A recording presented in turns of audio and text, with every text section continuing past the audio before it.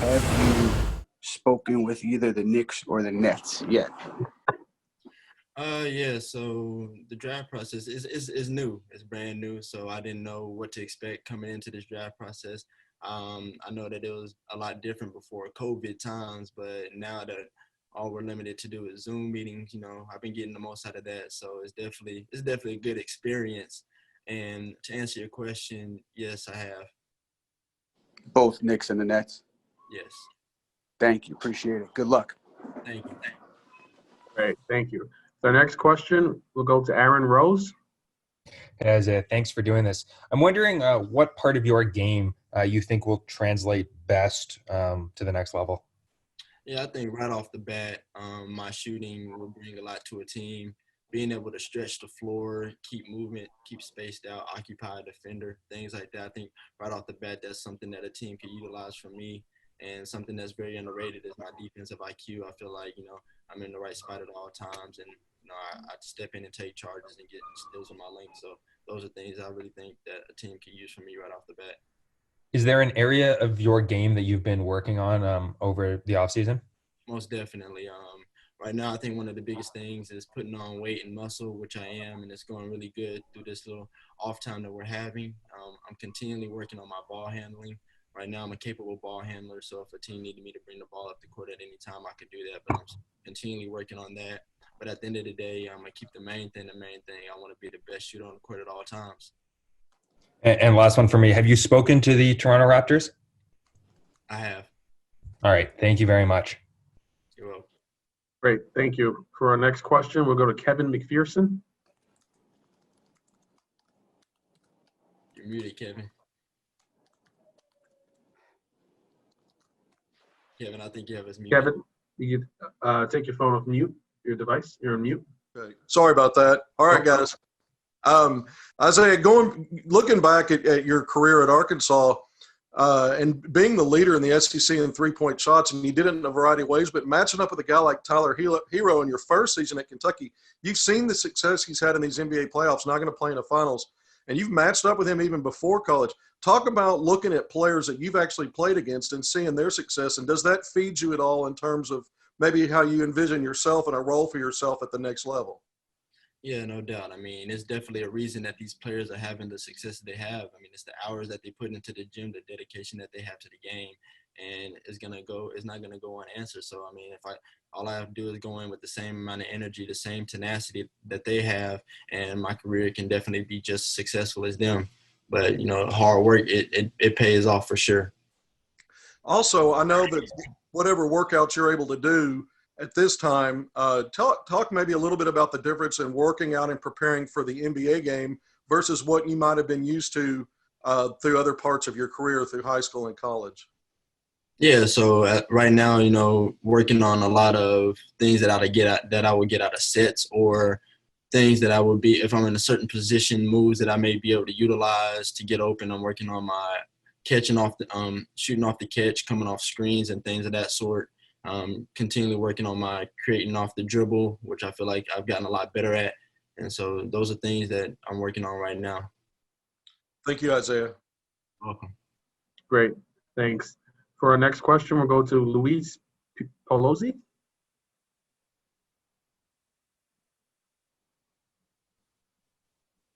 Hey Isaiah, until your injury against Ole Miss this year, you were shooting 39% from the field and 36% from three.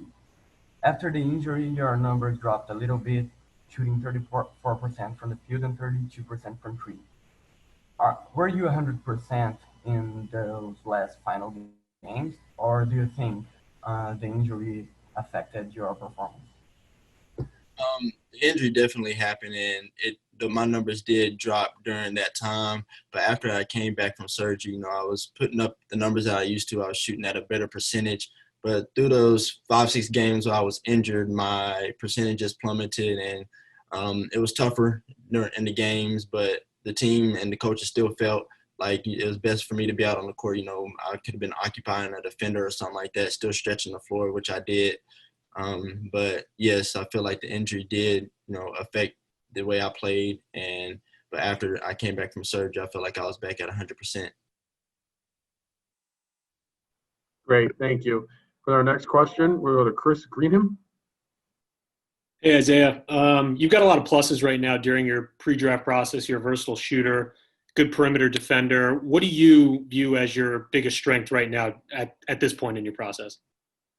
My shooting. I feel like I said earlier, you know, my ability to stretch the floor, knock down the shot at a high percentage. That's something that's, you know, I really lean on a lot. That's my biggest aspect right now in my game, and that's something that I'm going to continue to perfect. And a quick follow-up. Have you met with the Celtics? No, I haven't. Thank you. You're welcome. Thanks, Isaiah. With our next question, we'll go to Randy Zella. Hey, Isaiah. Thanks for taking a few minutes today. Can you talk about the process since this has not been a normal NBA combine draft camp? Can you talk about the different type of processes and some of the challenges that you've had preparing for the draft?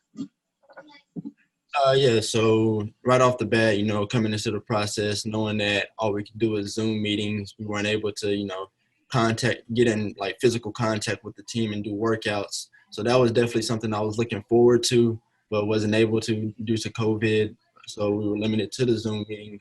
But this was my first year testing the water. So at the end of the day, I didn't know what to expect regardless. So it's still a new and good experience. Thank you. Thanks, Isaiah. With our next question, we'll go to Dwayne Rankin.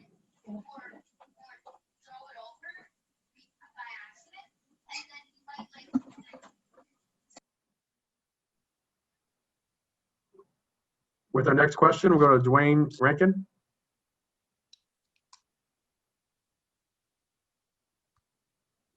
My bad. I'm good. Sorry about Okay. that. Sorry about that, Isaiah. Just had a couple things. First, you might have already been asked this, and if you have, I apologize. But what do you feel like you can bring to an NBA team right away? Yeah, so I can bring my shooting ability to a team. I've said that my ability to stretch the floor, knock down the three at a high percentage. You know, I have deep range, being able to occupy a defender at all times, and my defensive ability, I think I could bring that to a team too. I have very high IQ defensively, being able to take charges and use my length to get steals on and off the ball. So those are two big things I think I could bring to a team right off the bat.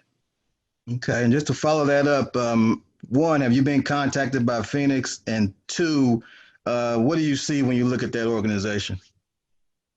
No, I have not been contacted by Phoenix, but when I see the organization, I see a growing team. You know, they have firepower, but they're still, you know, got a lot to work on. They got some pieces to fill, but definitely a team to look for in the future.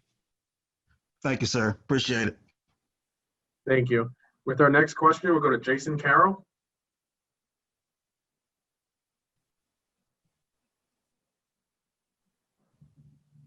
Jason, I can't hear you. Jason, yeah.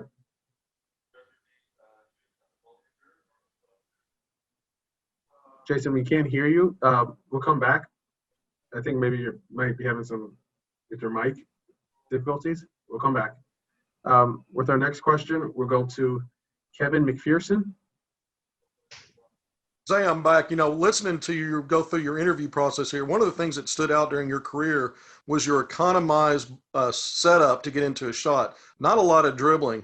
And that's nuance now in basketball, the way the floor space, less is more. Talk about the fact that you probably were an underrated shot creator. You were in the 97th percentile, 89th percentile in your 2 years at Arkansas. Yeah, so one big thing about my game is, you know, getting your shots up with a limited amount of dribbles. I see players like Klay Thompson, JJ Redick, Buddy Hield. They're very good at, you know, getting their shots up quick, whether 0 dribbles, maybe 2 or 3 dribbles, but they don't over dribble the ball. They get to where they need to, and, you know, they knock down the shot. I feel like that's a big aspect of my game that I'm continually working on. Another question I had for you real quick here. You know, you talked about the injuries. You played healthy in 9 SEC games. That was 3 prior to the injury, 6 afterwards. So if you combine those 9 games, you actually averaged nearly 20.5 points. Your three-point shooting was 37, 38%. And your free throw shooting, I think, was over almost 98%. I think you missed one when healthy. Are the folks that you're talking to at the NBA level, have they been able to parse out the differences between healthy Isaiah Joe and Isaiah Joe who played injured to help his team? Some of the teams, they know about the injury, and they mentioned the injury in the interview. But some people I had to explain to, the games that I played healthy versus the games that I was injured.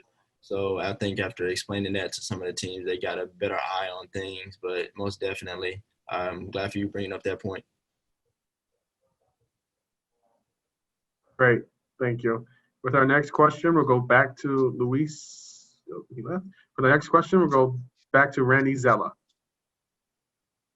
Thank you. Isaiah, what are some of the things that you feel that you have to improve on in your game, and whoever drafts you, what are they getting in Isaiah Joe? Yeah, so one of my biggest things is putting on weight and muscle, which I am during this time. And, I'm continuing working on my ball handling, my, coming off screens, off the ball screens and catching and shooting, continuing working on that. And what was your second question? And whoever drafts you, what are they getting in Isaiah Joe? What kind of strengths, and what are some of the things that they're going to be able to take advantage as far as your skill set is concerned? Yeah, so they're getting a lethal shooter, somebody that can stretch the floor, have deep range, but no sets, and is very, very high IQ offensively and defensively. I can bring a leadership role. I feel like I've been able to develop that through my course of years at the University of Arkansas and in high school. So whatever the team needs from me, I can be able to provide that, but definitely my shooting, they're going to get that for sure. Are there any nerves? Because this is a bigger stage and obviously a dream come true for you? Not really any nerves. I mean, it's just like going from high school to college. You don't know what to expect, but at the end of the day, basketball is basketball. It is a different level. Teams and players are going to be a lot faster and stronger, which is going to take, got to adjust to that. But, with the hard work that I put in, I feel like I can adjust to that very quickly. Thank you very much.